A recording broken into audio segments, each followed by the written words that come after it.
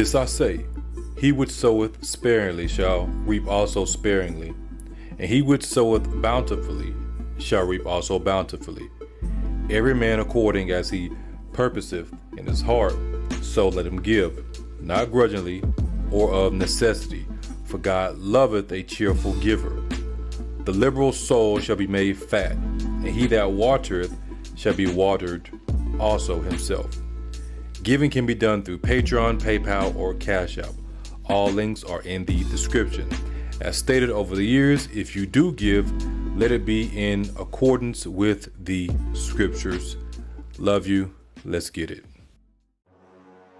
In the House of Representatives, June 27th, 2023, Mr. McCall, for himself, Mr. Schneider, Mr. Lamborn, Mr. Golden of Maine, Mr. Wilson of South Carolina, Mr. Sherman, Mr. McCormick, and Miss Manning submitted the following resolution, which was referred to the Committee on Foreign Affairs resolution, declaring it is the policy of the United States that a nuclear Islamic Republic of Iran is not acceptable, whereas an Islamic Republic of Iran that possesses a nuclear weapon would be an unacceptable threat to regional and global security.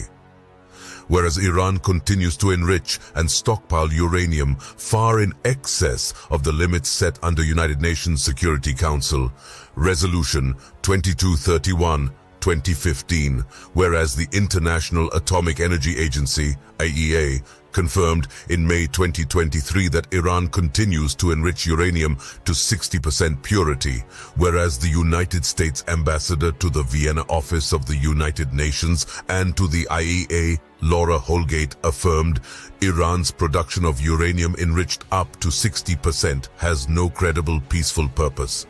Whereas IAEA investigators found uranium particles enriched to 83.7% at Iran's Fordow nuclear facility in January 2023. Whereas uranium enriched to 90% is weapons-grade material. Whereas at a press conference in January 2023, IAEA Director General Rafael Grossi stated regarding Iran, "One thing is true. They have amassed enough nuclear material for several nuclear weapons." Whereas, in March 2023, Chairman of the Joint Chiefs of Staff, General Mark Milley, testified that Iran could produce fissile material for a nuclear weapon in less than 2 weeks and would only take several more months to produce an actual nuclear weapon. Whereas Iran is now in possession of irreversible and dangerous nuclear knowledge, whereas Iran's ongoing nuclear escalation poses a serious threat to the United States and its partners and allies, including Israel, and whereas international complacency toward Iran's illicit nuclear program threatens the global non-proliferation regime. Now therefore, be it resolved that the House of Representatives declares it is the policy of the United States that a nuclear Islamic Republic of Iran is not acceptable, that Iran must not be able to obtain a nuclear weapon under any circumstances or conditions, to use all means necessary to prevent Iran from obtaining a nuclear weapon, and to recognize and support the freedom of action of partners and allies, including Israel, to prevent Iran from obtaining a nuclear weapon. How you doing, everybody? Welcome back to Stand Focused for Jesus. Hope each and every one of you are having a blessed day in the Lord Jesus Christ as always. Today is Thursday, November 2nd, 2023. Thursday, November 2nd, 2023. The time is currently 1:23 p.m., about to be 1:24 p.m. And we are discussing House Resolution 559, how it ties in with Iran and biblical prophecy. Now, you heard what they said, but we want to, address some of the points that they spoke about. It says, declaring it is the policy of the United States that a nuclear Islamic Republic of Iran is not acceptable. Meaning that they're going to do any and everything to stop Iran from getting to the point of having nuclear weapons. The question we must ask ourselves is this: can America stop Iran? No, they can't. They can't. And we're going to see that according to the scriptures. And this was June 27, 2023. And they tell you that it is an unacceptable threat to regional and global security. Ultimately, it's a threat to America as the current superpower. And they say that Iran's production of uranium enriched up to 60% has no credible peaceful purpose, meaning that they are enriching uranium so they can blow people off the map. And we know who they're focused with in regards to blowing off the map, the state of Israel. And the state of Israel is the only power structure, power piece that America has in what we call the Middle East. This is why Benjamin Netanyahu was like, look, y'all got to help us, because if you don't help us, that means it's a wrap for you. And it says, whereas Iran is now in possession of irreversible and dangerous nuclear knowledge. Once you learn something, you heard me tell you this all the time. Once you know something, you can't undo what you know. You can suppress it or you can cause it to grow, but you cannot undo what you know. That's what the Bible tells us, to cast down all imaginations that exalt themselves against what? Against the gospel of Christ, and bringing it into obedience. Then it tells us, whereas Iran's ongoing nuclear escalation poses a serious threat to who? To the United States and its partners and allies, including the state of Israel. They say Israel, but we know it's the state of Israel. And they resolved that, hey, that a nuclear Islamic Republic of Iran is not acceptable. Notice what they're saying. They're saying Islamic Republic. This has always been what we call a holy war. People try to make it seem like it's not. That's because they cannot see in the spiritual like us. We know what's going on. And with this sermon, I'm going to help you to understand a little bit more about what's going on. We're going to give you some history. We're going to show you how we got to the point that we are at now with Iran. And we're going to show you some prophetic things. And this is a very important point right here. It says, this is what they resolved. Like, look, we are all in agreement on this, that Iran must not be able to obtain a nuclear weapon under what? Any circumstances or conditions. Let's read it one more time. That Iran must not be able to obtain a nuclear weapon under any circumstances or conditions. And then what? To use all means necessary to prevent Iran from obtaining a nuclear weapon. And to recognize and support the freedom of action of partners and allies, including Israel, to what? To prevent Iran from obtaining a nuclear weapon. People think this war is about what? About the Gaza Strip. It's a part of it. They think it's about that, don't they? They think it's about the Gaza Strip. They think it's about the Palestinians. They think it's about Hamas. You can't kill Hamas because Hamas is a ideology. To kill the ideology of Hamas, you have to pretty much kill Islam. You have to pretty much kill Islam. You have to kill off all the people, which is part of the reason why Benjamin Netanyahu wants to. But it's not going to happen. First of all, the world isn't going to allow it. And God, he's not going to allow it, because he's going to be the one that destroys off who he decides to destroy off completely. He's going to get that glory. But this should give you more insight, because they're telling you, this is 2023, right? I think they just passed this, if I remember correctly, that we got to do any and everything to prevent Iran from obtaining a nuclear weapon under any circumstances or conditions. To use all means necessary to prevent Iran from obtaining a nuclear weapon, and to recognize and support the freedom of action of partners and allies, including Israel. To stop them. Which would include what? War. Which would include war. Do you think that would include, like, this is just the extreme. It's just extreme. If they needed to wipe the whole so-called Middle East off the map, meaning no civilizations, nothing, to prevent Iran from being the first ones to launch on Israel and getting that glory, you think they would do that? Do you think that they would do that? I think it's a possibility.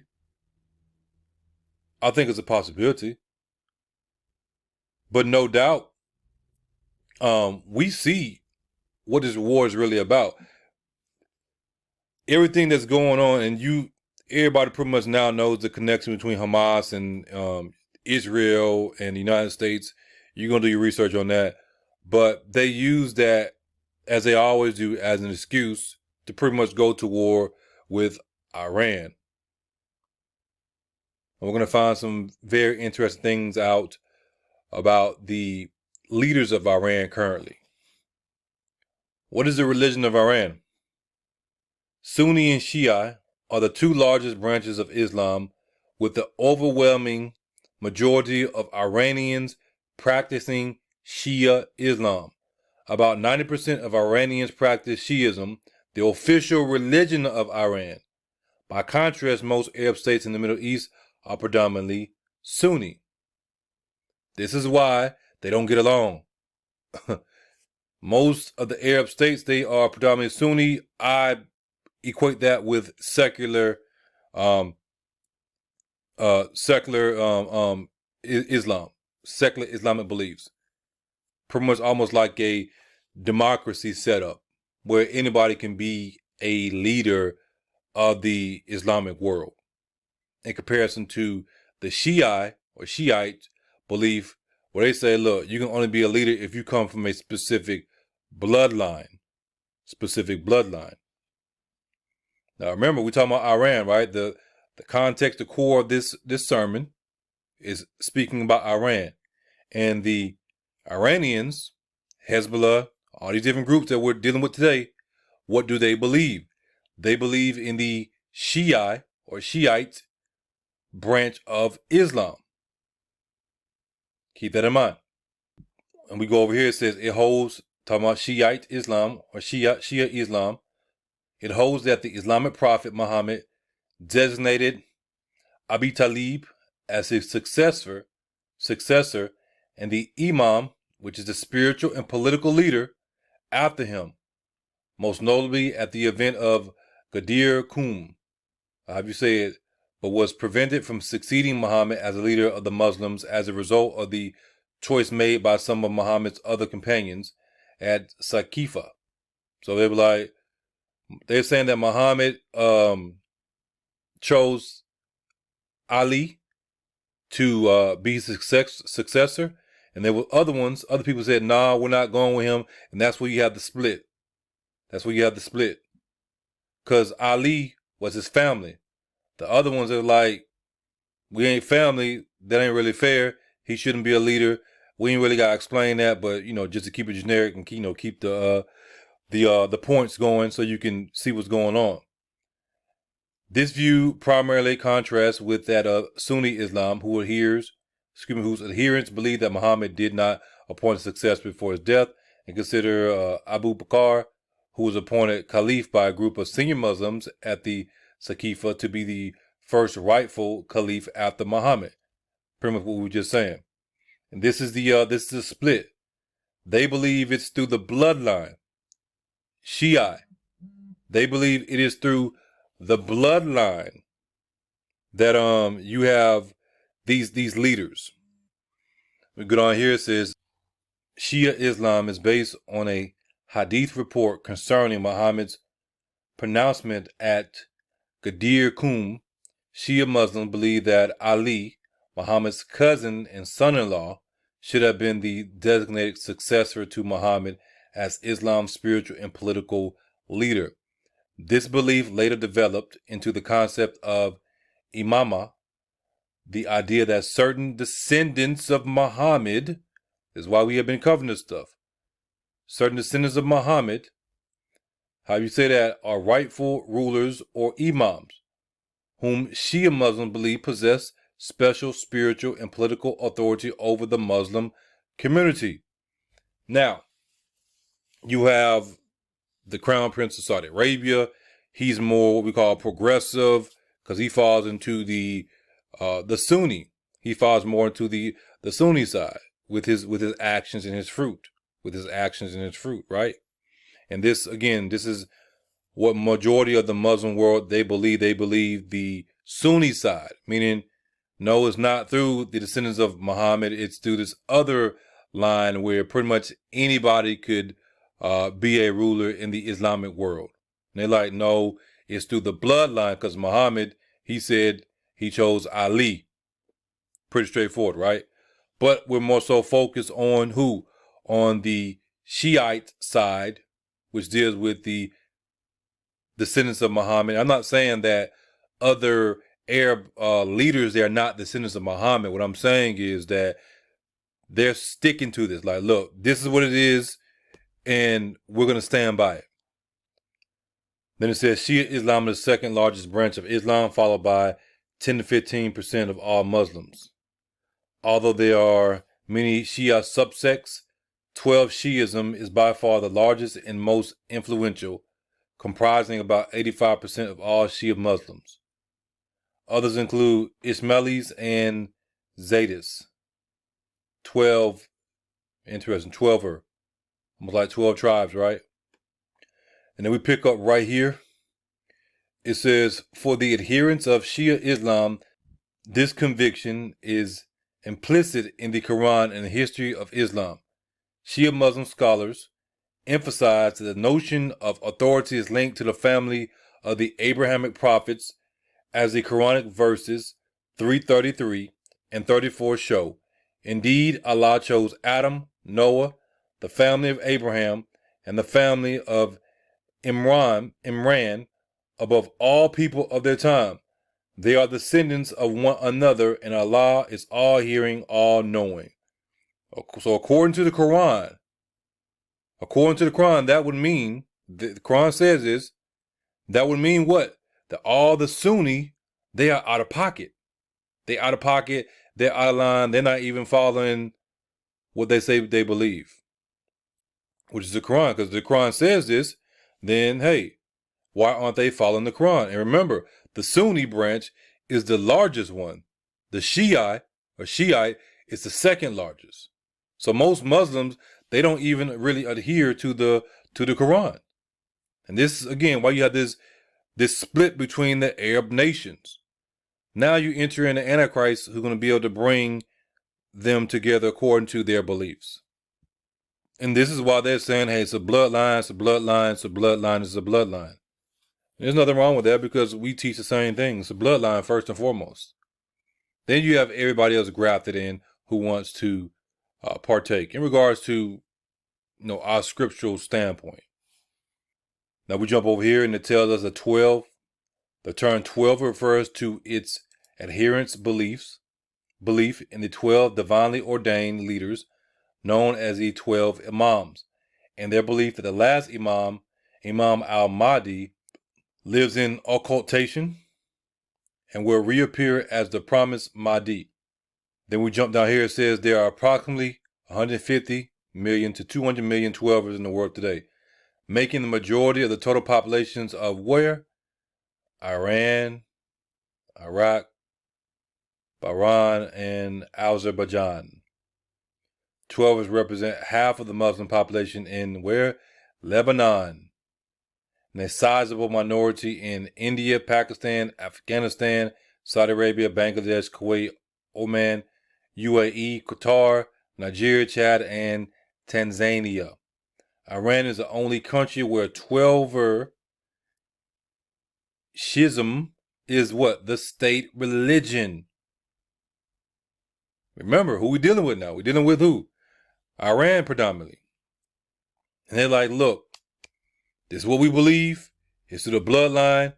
And we down for it. We're going to do any and everything we got to do to usher in the Mahdi. And they said that out of their own mouths.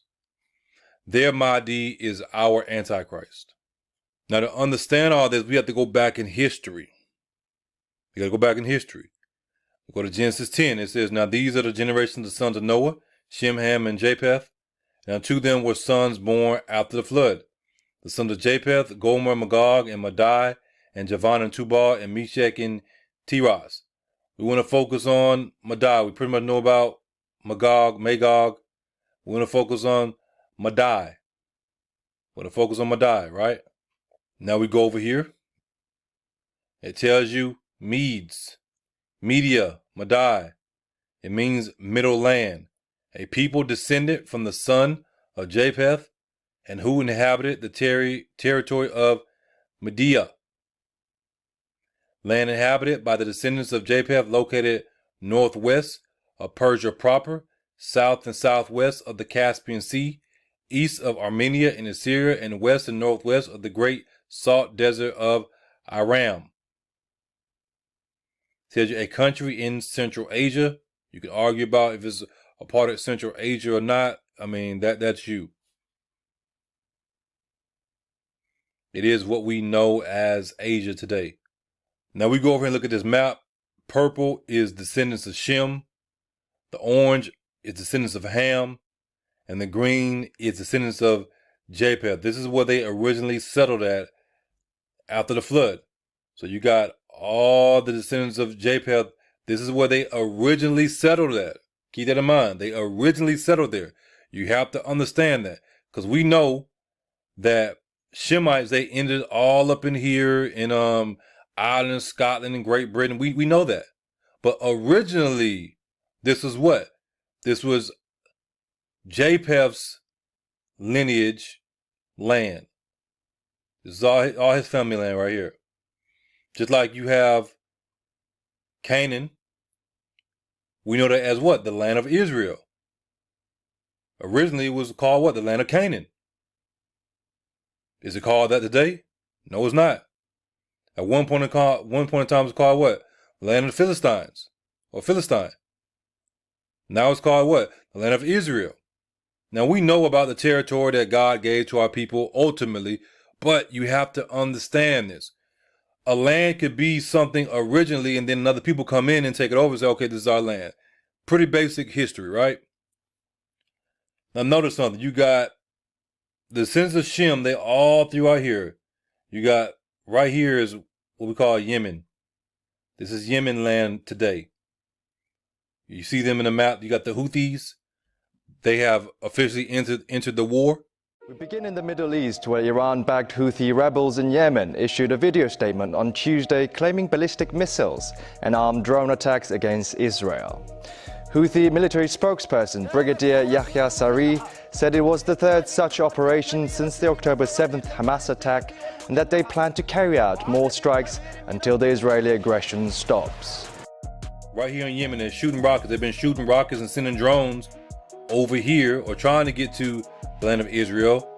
But there are bases, U.S. bases here, and they've been attacking them too. And the U.S. bases have been shooting these rockets, these drones down that are coming way down here from Yemen. Now, again, look what it tells you. This was originally what? Shemitic land, right here. Then you got Ham's lineage right there. You got more of our people to go Nimrod right there. Elam, Ashur, Aram, right? And there go Madai, Media, right there, right next to Elam, not too far away. And they got them all around the coast. And then you even got Lud right here, who's a Shemite, way over here. And then you have, again, the Isles. The Bible talks about the Isles of the Gentiles, the Isles, the islands. Kittim, an island. Another island right there. And this is a island of Ham. But again, this is where they originally settled at. This is where they originally settled at. Now we know our people is not up in there like that. And we discussed Joktan and their connection with who? With a lot of the Islamic people who say, hey, we descend from Joktan. We descend from Joktan. And we know Saudi Arabia, all these different places today. So originally, this land that we know today as what? As Iran, it was inhabited by who? By Madai, who was a son of who? Of Japheth. And this is another map, just breaks it down a little bit more. You see all this is Ham's territory. All this Ham's territory, and then even part of this was Ham's territory. But you see, our people were there too. This is Shem right there. Shem. And it's interesting, all this land is mentioned as the land of Shem. But people want to talk about this itty bitty piece of land. Why is that interesting? Well, what did Christ tell you most of the end time Bible prophecy is going down at? Up in here, especially in Saudi Arabia. Go listen to our sermons. Because Saudi Arabia is what? Is Mystery Babylon. Saudi Arabia is Mystery Babylon. This tells you right here, Shem. The land of Shem. Not just this little itty bitty piece of land. All this is the land of Shem. Then who is here today? A lot of Arabs. Where did Mystery Babylon stem from? It stemmed from the Shemitic lineage. Because of our fall, because of our disobedience. That's why Christ told you that it's going down right in this area. This is where a lot of the drama, as we say, is going down. Right in this area right here. Also in the land of Shem, what do you have? What do you have? You have the Kaaba in Mecca. Mecca is about right up in this area. And look where it's at, between the seas. Between the seas. It's almost like a delta, right? Something like a delta. On both sides. People, you know, when you talk about the Hebrew Israelites, those from the beyond the on the river, on the other side of the river. And again, you have Madai right there. You see how close it is. Now, some of you may remember recently, right before this whole war popped off, Benjamin Netanyahu was talking about Greater Israel. A few years ago, I stood here with a red marker to show the curse, a great curse, the curse of a nuclear Iran. But today I bring this marker to show a great blessing, the blessing of a new Middle East between Israel, Saudi Arabia, and our other neighbors. You look right here on this map, you see the territories they want to take up. To be able to do that, you're going to have to wipe some people out, which means there are going to be wars, right? But this is their goal. This is their goal. Now, historically, we know Saudi Arabia was known as the biblical name of Dedan. What we call today as Saudi Arabia is known as the biblical name of Dedan. So back then it was named Dedan. It was occupied by the descendants of Dedan. But today it is known as Saudi Arabia and is occupied by a lot of Arabs who descend from Abraham and Hagar. Not saying that there aren't any physical Hebrew Israelites there, but most of them today, they're what we call Arabs. Rather, they are Arabs in the sense of they come from the lineage of Abraham and Hagar, or Arabs in the sense of they have taken on the ways and the customs and the lifestyle of the Arabs, you know, of the Muslims. So who is Dedan though? Who is Dedan? Because historically, the land that we know as Saudi Arabia, which you just saw, Shem, is known as the land of Dedan. And this is a map that should show you. Remember you had Yemen right here I told you about, which is also Shemite land. But this is Sheba and Dedan. And it would also include Yemen, but just to give you a general idea. Sheba and Dedan. What we know as Saudi Arabia. Here's another map just to show you. And then another one, you got Dedan right here. And then that lower portion would be Sheba. Whose land is today? The Edomites. Y'all keep on talking about the Edomites as white people. They're not. They're the Arabs. Historically, it was known as the land of Dedan. But now it's occupied by who? By the Edomites. Still the same land. Just like you have the land of Madai, who was originally what? Japheth's kinfolk land, but now it's not. They got pushed out of there, and now that land is occupied by Arabs. So we go to the scriptures. You see Genesis 10:7. It says, and the sons of Cush, Seba, Havilah, Sabta, and Rama, and Sabteka, and the sons of Rama, Sheba, and Dedan. This is why you saw them in the same area. Remember that map? It showed you that the Shemites were down there in Yemen. But also, a part of that territory was Cush people. Cush people that was there too. Because you have a Dedan that comes from the lineage of Cush. But also, you have a Dedan from Jokshan. And Jokshan begat who? Sheba and Dedan. You see that? And the sons of Rama, Sheba and Dedan. They named their sons the same thing. Because this group, for whatever reason, they was in the same area. Now we can go deeper into why, but you get the point. Going back to the map. Ham, Cush. You got Seba right there, right? And you got Sheba. What we just saw. Knows the territory, same territory. But look who you have there. Look who you have there. You have Cush lineage, which would be Ham's lineage, and Shemite lineage in the same territory directly, going all the way back to Genesis 10. If they was in the same area, same place, like literally not like, well, you got Madai right here and you got this line right here, but they were literally dwelling in the same area, same space, breathing the same air, eating the same food, living neighbor to neighbor. What do you think happened? We know what happened because the Bible tells us. Then there go part of Dedan right here. Right there on the Shemite line, but it's technically part of Shem territory. You get the point. We know they were, going back and forth, then marrying within each other. We see that all throughout scriptures. But we know that it's talking about the lineage from Jokshan, this Dedan. Not saying it's excluding them, but primarily this was dealing with the Shemitic lineage. Then again, Abraham took a wife, and her name was Keturah, and she bare him Zimran, and Jokshan, and Medan, and Median, and Ishbak, and Shua, and Jokshan begat Sheba and Dedan.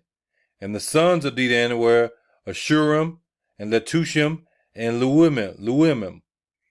And it goes on and says, and Abraham gave all that he had unto Isaac, but unto the sons of the concubines which Abraham had, Abraham gave gifts and sent them away from Isaac, his son, while he yet lived, eastward unto the east country. Why? Because Isaac was the promised seed.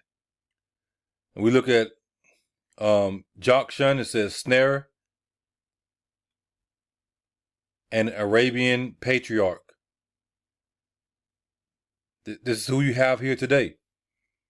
These come from the lineage of Abraham. Your Saudi prince. We shown you pictures of him and shown you pictures of his families, other people that are in this area. They know what's going on. They have the history. They know who we are. And right here it tells you ancestor of the Sabians and Dedanites. We know what the Bible says about the Sabians. Joel chapter 3. We've covered that so many times. Now you look at the Midianites from Midian, son of Abraham by Keturah, and progenitor of the tribe of Midianites or Arabians. You see that? Arabians. And where they at? In the same area, y'all. The territory of the tribe descended from Midian, located principally in the desert north of the Arabian Peninsula, land to which Moses went when he fled from Pharaoh, which would make sense. Which would make sense. You're going to go where family is there, or close to family. And another son, Ishbak, a son of Abraham by Keturah and progenitor of an Arabian tribe.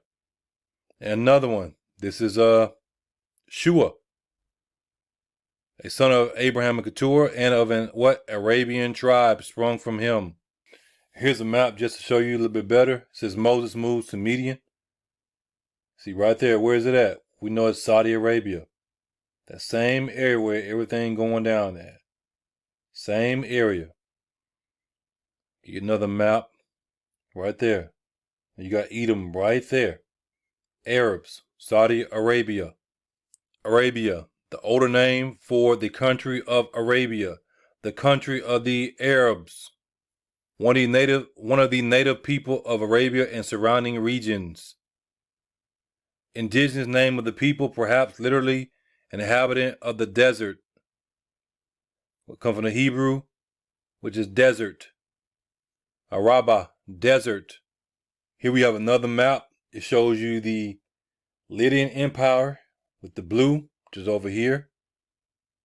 Then you have the Median Empire. It's more so referring to the land. The Chaldean Empire. Right here. You see, at one point in time, we know this, but just to show you, they had the land of what we know as Israel. Even tells you what Megiddo, where it's all going down at. Megiddo, all this area is going down at. You have the Egyptian Empire. Right here. You got Parthia and Persis, which is the Persians. But who ruled here first? Who ruled here first? Now people talk about, oh, the white folk, they was in the Caucasus Mountains. Yeah, they was right here, but also they was right here too. They was right here too. Like, if you're going to tell the story, tell the whole story, man. Just like Paul was all up in here. He was in Cyprus and Crete preaching. But who originally owned this land? Who was this land originally given to? It was given to Japheth's son, who the land is named after. What happened to him? This is what I believe. You can study it for yourself. They got pushed out of here up into this area, the Caucasus Mountains and these different areas. That's what I believe what happened. They got pushed out of here because there's this notion that what we call white people, there's a such thing as a white race in the sense of what we call a white race today. But overall, according to the Bible, there's no such thing as a white race. Everybody is on a DNA level black. Everybody on the DNA level is what we call black.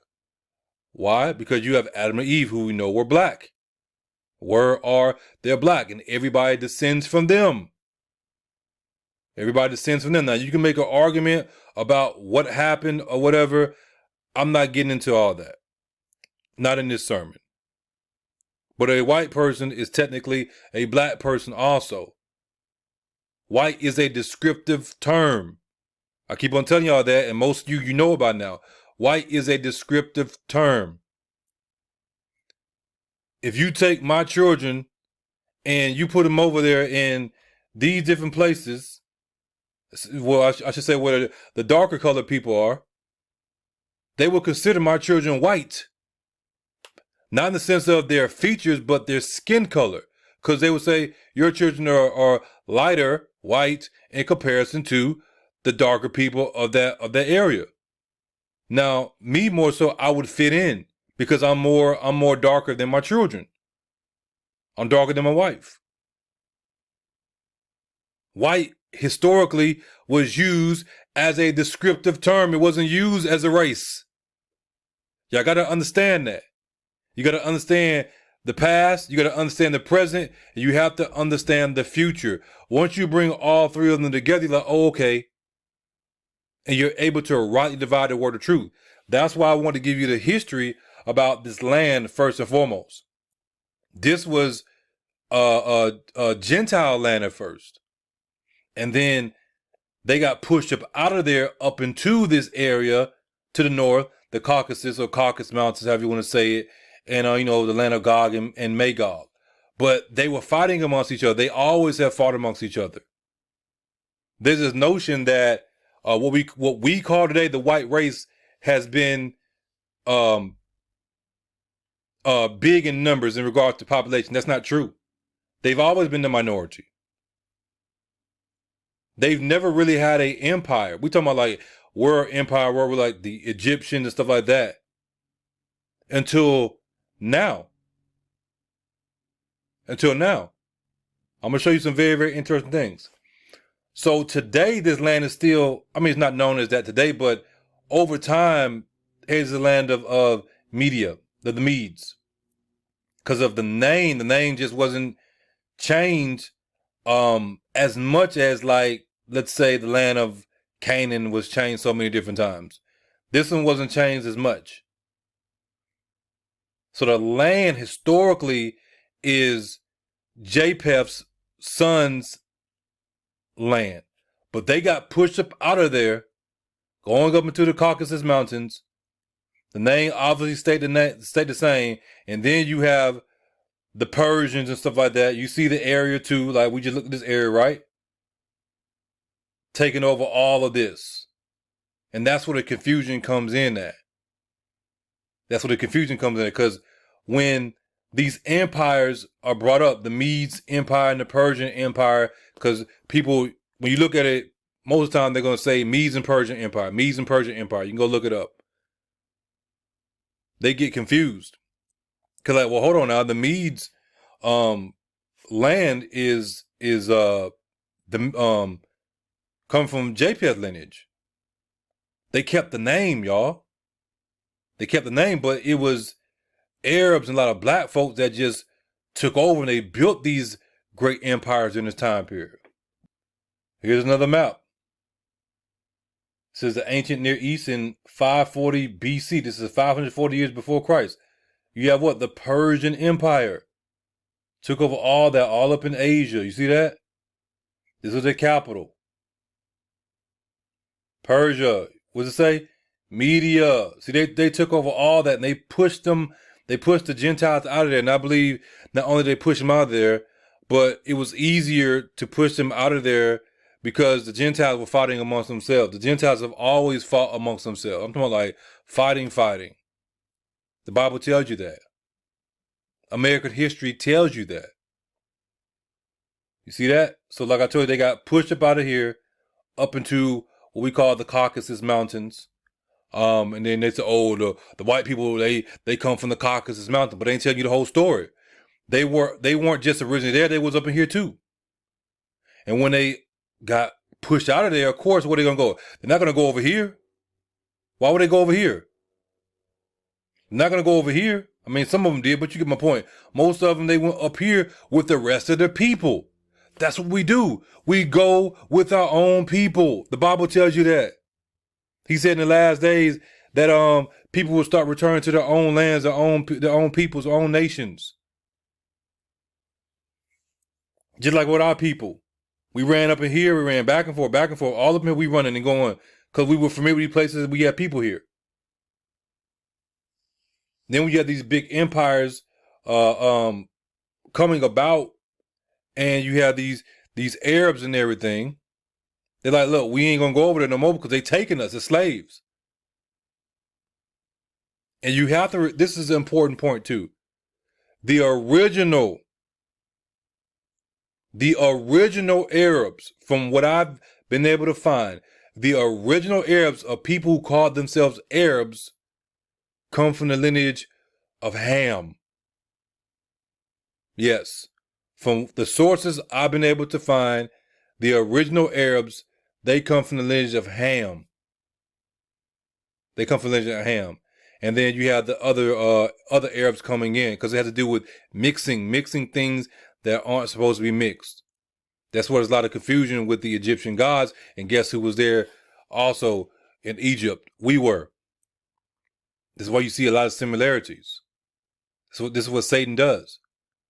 But the Bible tells you that God is not the author of confusion. Now, let's read this. It says, the Persian Empire emerged under the leadership of Cyrus II, who conquered the neighboring Median Empire ruled by his grandfather. You see that? His grandfather already took it over and put the original Medes out. He put the original Medes out. The original Medes is from who? It's from Japheth's lineage.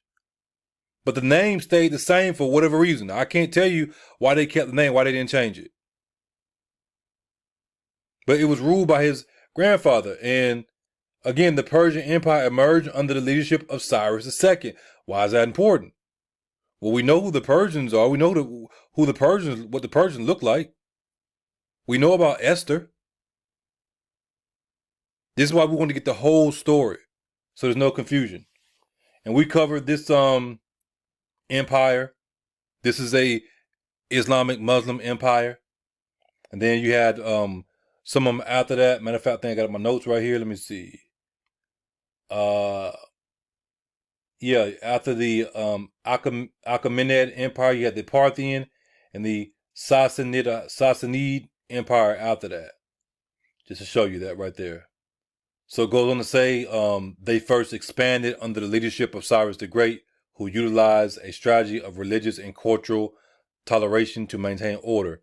Darius the Great further expanded the empire and introduced reforms such as standard currency and satraps, which are, provincial governors to rule over smaller regions of the empire on his behalf.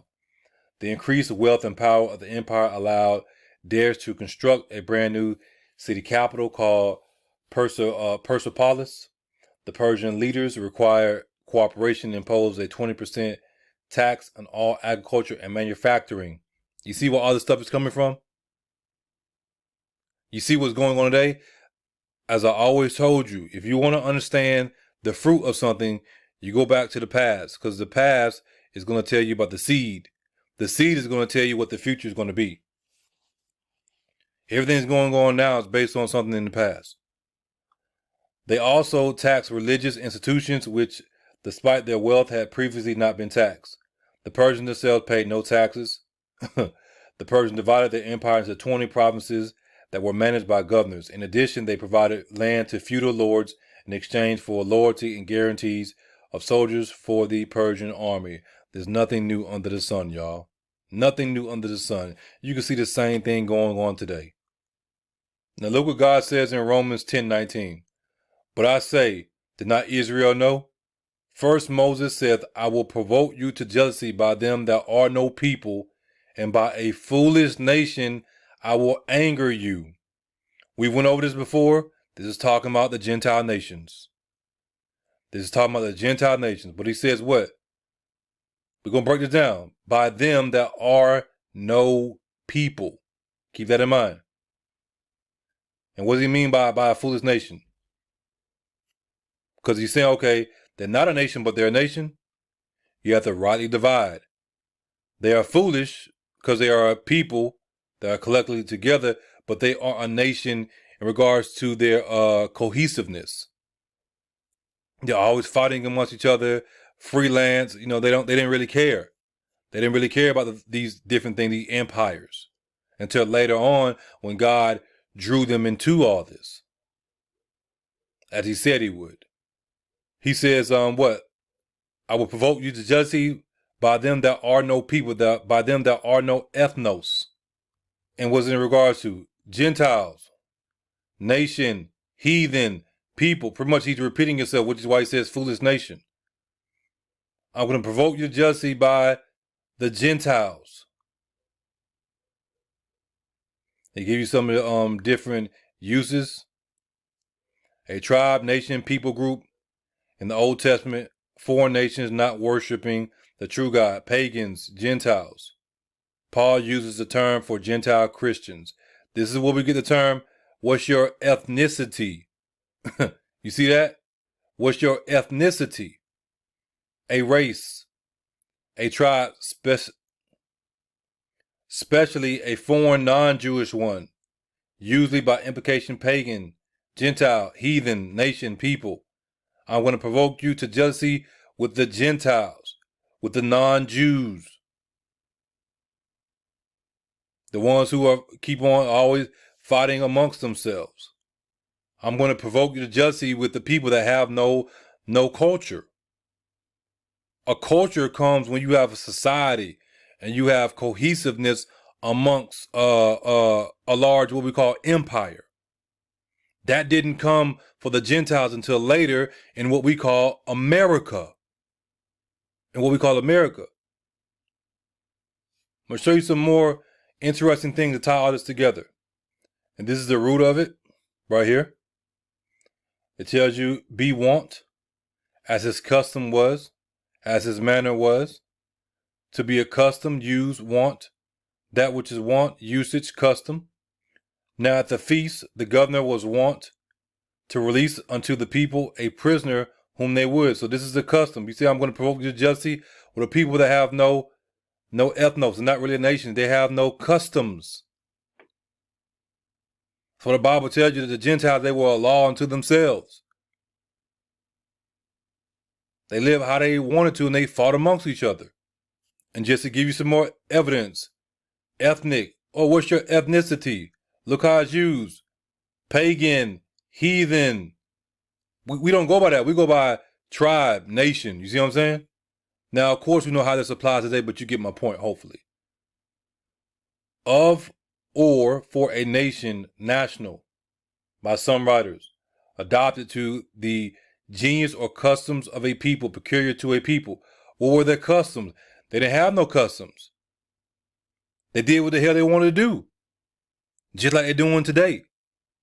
And that's why it's falling apart. You can't run. When you're walking in the flesh according to who you are, it's going to show. And that's what we see with America.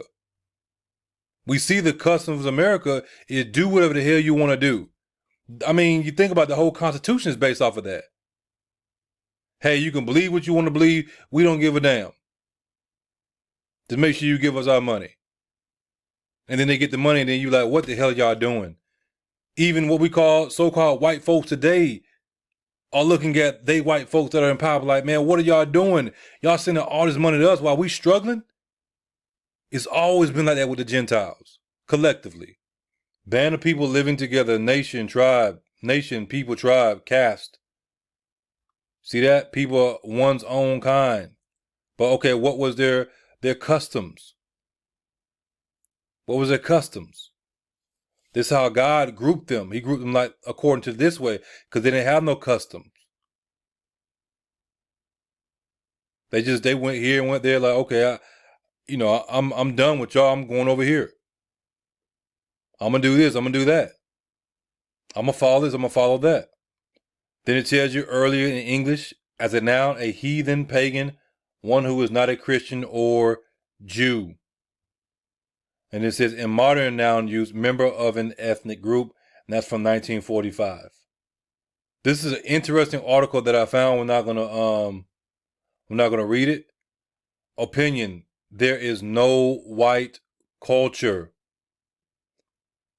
Richard Thomas Ford, published Tuesday, August 18th, 2020. This is on CNN. This ain't just some rinky-dink, run-the-mill website, like I try to say. It's from CNN saying this. An article they let out. There is no white culture. Now we look at the word custom, which deals with what? Customs of people, culture, all that goes hand in hand. It says habitual practice, either of an individual or a nation or community. Habit, practice, clothes, dress. Right? So you see how that deals with what? With culture.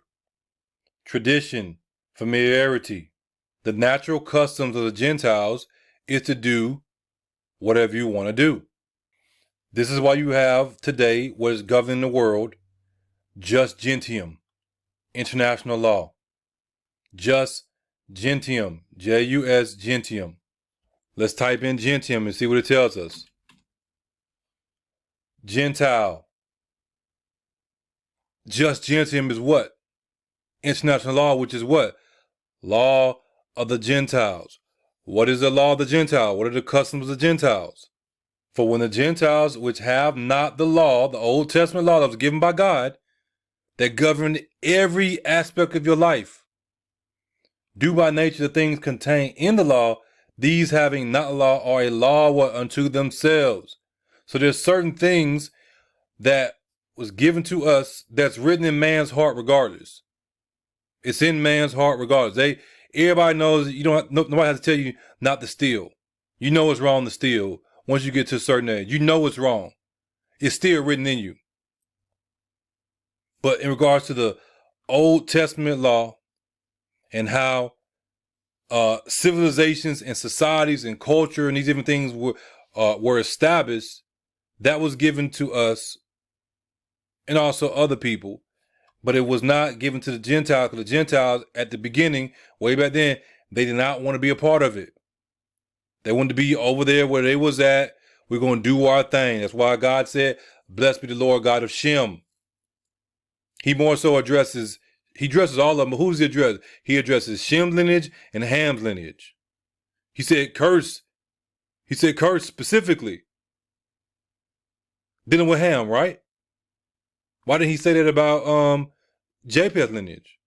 Not saying there wasn't a curse for Japheth, but Japheth's curse was being foolish. Being simple-minded. And that's what he told you. Now look at this. This morning I discovered an interesting statistic. America has been at war 93% of the time. Since 1776, the U.S. has only been at peace for less than 20 years. Some people say less than that. Some people say 15 years. Total since its birth. America, and we know who runs America right now, who has been running America for a very long time. America has been at war 93% of the time. And the system of democracy is a system of war, is a system of chaos. Nobody can get along when it comes to Democrats and Republicans. We run back in the same circle over and over and over and over and over again. We're looking like this is stupid. This is pure stupid. So you have 4 years of somebody bringing in how they think the country should be run. And then 4 years later, somebody else comes in and completely destroys or does away with or undermines or whatever what just happened the prior 4 years. And then somebody else comes in and then they can do the same thing, the same cycle over and over and over again. In comparison to there being stability. Only thing stable is somebody gets voted in every 4 years or less, or 8 years, because they can do 2 terms, right? But it's been the same cycle of chaos over and over and over and over. In comparison to you having somebody being in office for, 20, 30, 40 years or whatever. A system of monarchy. Let that sink in. America has been at war 93% of the time. Because America, the people of America, predominantly the Gentiles, are a war people. They fight amongst each other. That's just how they get down. They have gotten down like that all throughout their years. I'm not saying it doesn't happen amongst other people, but predominantly among the Gentiles, they don't come together collectively. We see that you have the elite, they're like, to hell with, the rest of the white folks. We got our money, you're going to suffer with the black folks, and then we're going to use you to come against the black folks even more. You can have a black person that's rich, wealthy, and you can have a white person that ain't got nothing going on, don't give a damn, just gonna say good old boy or good old girl, and they will look down on that rich person as accomplished something and contributed something to society and think they are better simply because they got white skin and call that black person that's doing something with their life a nigger. Like, okay, you got money, but you still a nigger. Like, it's crazy, this type of world we live in. So this is nothing that we're making up. America was shed on blood, and America is going to be destroyed by blood because of his shedding of blood, the way he has shed it. Now we go over here because we understand that you got Cyrus. He came in, took over that land.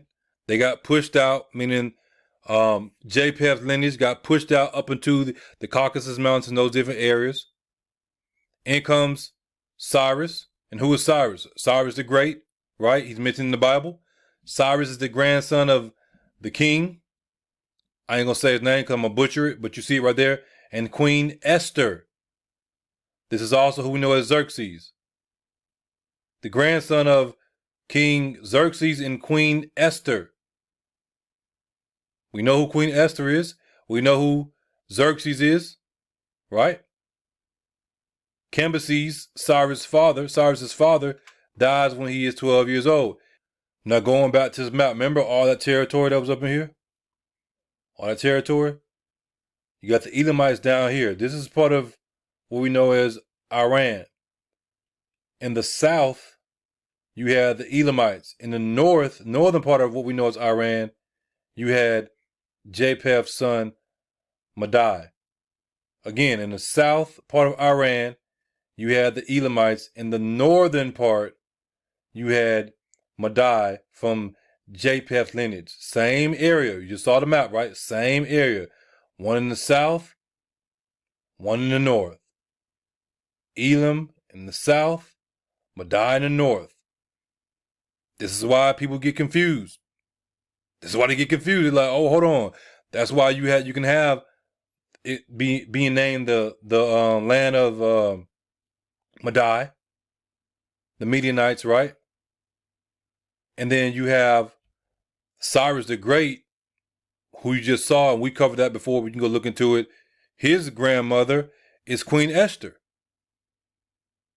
And then you have King Xerxes, who was Persian.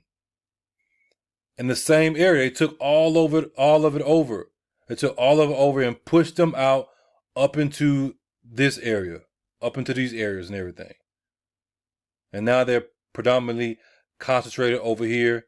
They still got some over in Europe and, of course, in America. So you shouldn't be confused about this by now. Well, how can this land be named that? Well, because you have the Elamites. What's so important about the Elamites? Now we're talking about the Iranians. The name is also used for the ancient country of Elam in what is now southern Iran, whose people the Hebrews believed to be the offspring of Elam, son of Shem. This implies that the Elamites were considered Semites or Shemites by the Hebrews. These are your Iranians. Now we know from Elam, they end up mixing in with others to bring forth other branches, other tribes of what we call Arabian or Arabic nations, Arabic people. Now let's read this over here. We read that part. The Persians are descendants of various groups, including the Elamites and ancient Persians. The Elamite identity was a mix of Zagrosian and Anatolian farmers. You see that? You see that? It's not talking about, I'm getting ahead of myself right here, the Medes. Medes and Persians. The Persians were originally a Median tribe that settled in Persia on the eastern side of the Persian Gulf. They were of Aryan origin. People get, Aryan means, no, it doesn't have nothing to do with white. It can apply to that, but you got to just study out. And their language belonged to the Iranian group. Medes and Persians, right? Remember what happened. The Madai lineage from Japheth, they were in the northern part. In the southern part, you had the Medes, the Persians, the Elamites, and then Madai lineage, they end up getting out of there on their own accord, but also being pushed out of there because of everything else that was going on and the establishment of these great empires. If you have an empire, then you're going to roll with it or you're going to get on.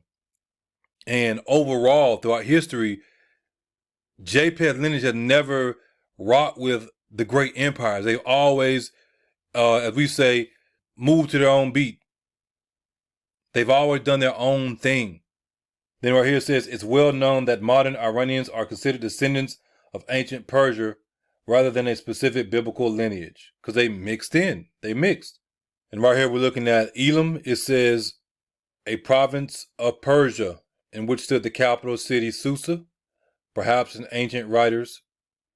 It included the whole of Persia, which is called by later writers. You see that? What we just looked at. Now we know there's nothing new under the sun. We had Babylon back there in their time period. We got Babylon today. I mean, you can make an argument about who Babylon is. We have discussed that. We have covered that. And we're going to continue to do it, Lord willing. We go to Jeremiah 25. We're going to start in verse 12. And it shall come to pass, when 70 years are accomplished, that I will punish the king of Babylon and that nation, saith the Lord, for their iniquity and the land of the Chaldeans, and I will make it perpetual desolations. Meaning that it will continue to be destroyed. They build it up, he's going to destroy it. Build it up, he's going to destroy it.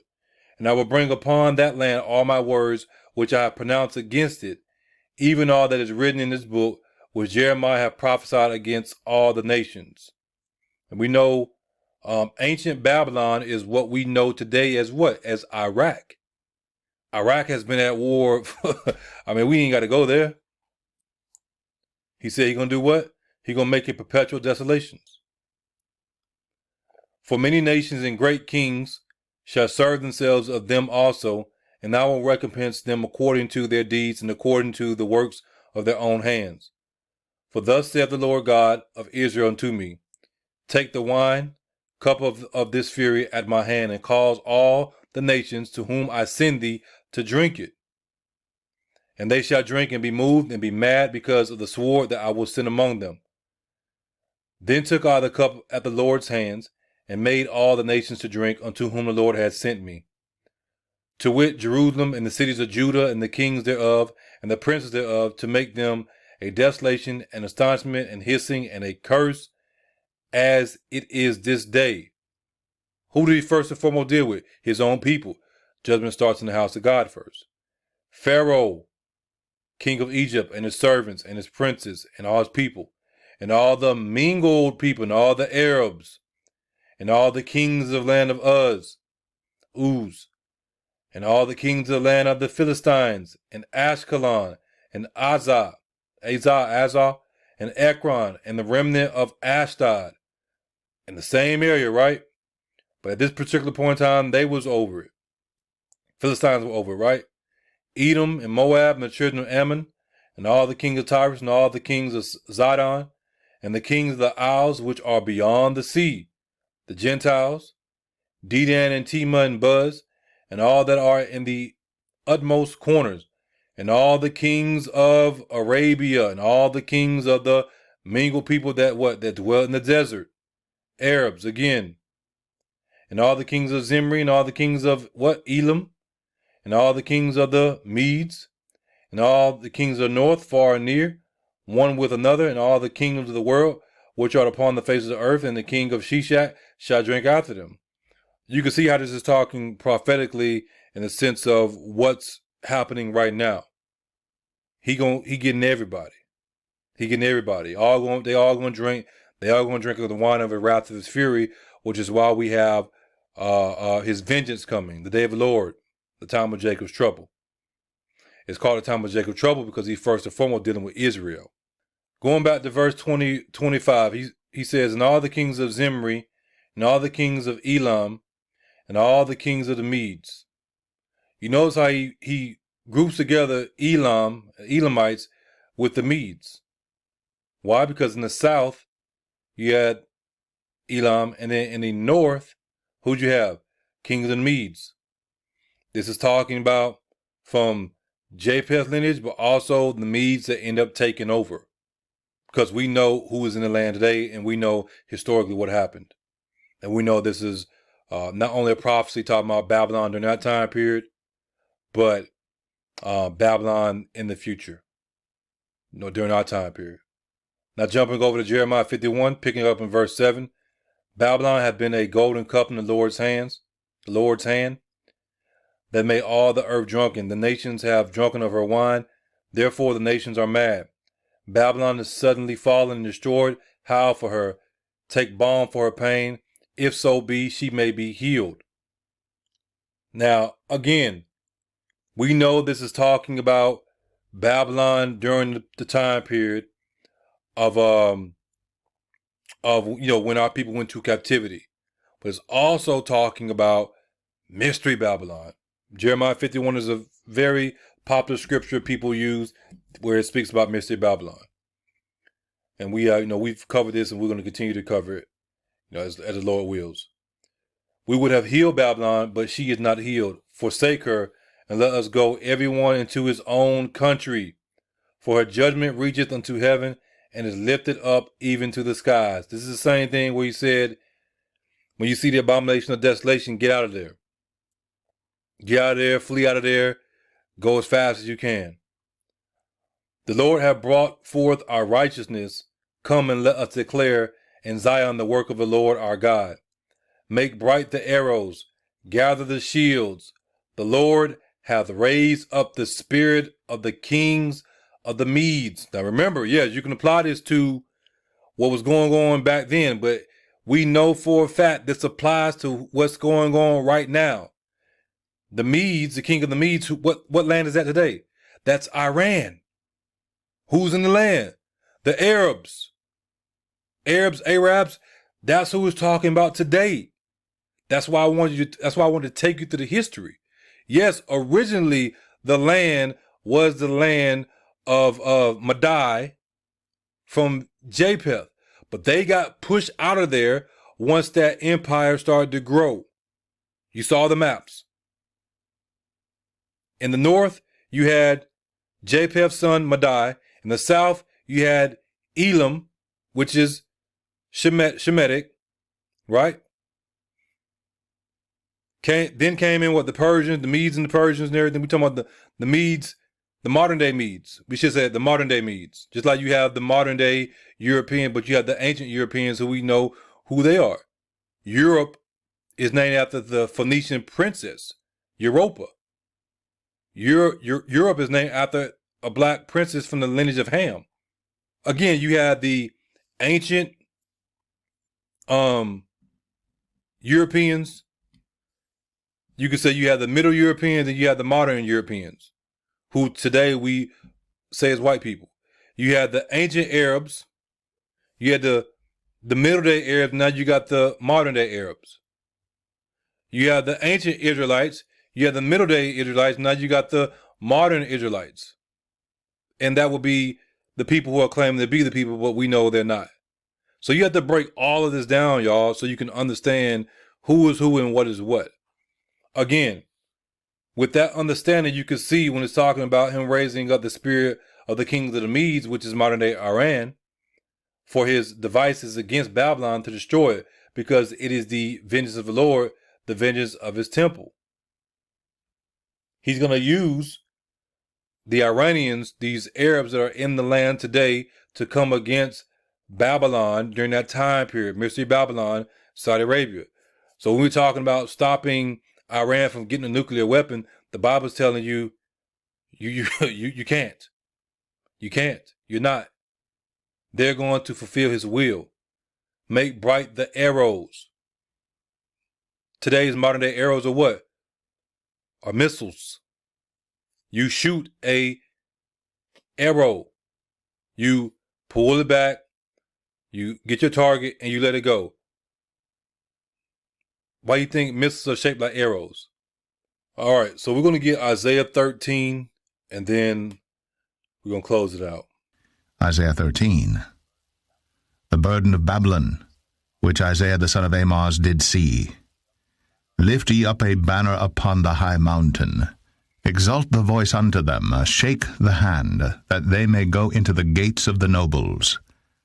I have commanded my sanctified ones, I have also called my mighty ones for mine anger, even them that rejoice in my highness. The noise of a multitude in the mountains, like as of a great people, a tumultuous noise of the kingdoms of nations gathered together. The Lord of hosts mustereth the host of the battle. They come from a far country, from the end of heaven, even the Lord, and the weapons of his indignation to destroy the whole land. Howl ye, for the day of the Lord is at hand. It shall come as a destruction from the Almighty. Therefore shall all hands be faint, and every man's heart shall melt, and they shall be afraid. Pangs and sorrows shall take hold of them. They shall be in pain as a woman that travaileth. They shall be amazed one at another. Their faces shall be as flames. Behold, the day of the Lord cometh, cruel, both with wrath and fierce anger, to lay the land desolate, and he shall destroy the sinners thereof out of it. Now you see in the context, right? We've been showing you this over and over and over again, and showing you that most people that claim to be prophets or teachers of the word of God, they don't know what they're talking about. They're lying. They're leading you astray to try to get you to worship the Antichrist. They just skip over this right here. They completely skip over it. And then, you're going to go into verse number 10. We know this is dealing with Revelation 6 and the sixth seal. For the stars of heaven and the constellations thereof shall not give their light. The sun shall be darkened in his going forth, and the moon shall not cause her light to shine. And I will punish the world for their evil, and the wicked for their iniquity. And I will cause the arrogancy of the proud to cease, and will lay low the haughtiness of the terrible. I will make a man more precious than fine gold, even a man than the golden wedge of Ophir. Therefore I will shake the heavens, and the earth shall remove out of her place in the wrath of the Lord of hosts, and in the day of his fierce anger. And it shall be as the chased roe, and as a sheep that no man taketh up. They shall every man turn to his own people, and flee every one into his own Remember land. we mentioned that earlier? What's going to happen? People are going to go into their own land amongst their own people. Right there in the Bible. Right there in the Bible. Every one that is found shall be thrust through, and every one that is joined unto them shall fall by the sword. Their children also shall be dashed to pieces before their eyes. Their houses shall be spoiled, and their wives ravished. Behold, I will stir up the Medes against them, which shall not regard silver, and as for gold, they shall not delight Boom, there in you it. have it. Behold, I will stir up the Medes. Now you can take this as him stirring up the Gentiles, which you know he's going to do. But you can also take it as him stirring up the Medes in the sense of who's in the land today. In the sense of who's in the land today. The Iranians, these Arabs that are in the land today. He said he's going to stir them up. They don't care about no silver. They don't care about no gold. They're not going to delight in it. They want to do what they're going to do. And you see that with what's going on with Iran today. They got one goal, one mission. Yeah, they're going to get their money because they need their money to get their weapons and stuff like that. But they got one mission. That's to bring in their Mahdi, to worship their God. And if anybody gets in their way, hey, we got something for you. Their bows also shall dash the young men to pieces, and they shall have no pity on the fruit of the womb. Their eye shall not spare children. And Babylon, the glory of kingdoms, the beauty of the Chaldees' excellency, shall be as when God overthrew Sodom and Gomorrah. This is telling you that God is going to use Iran in the last days. That's why Iran has you ask yourself that question.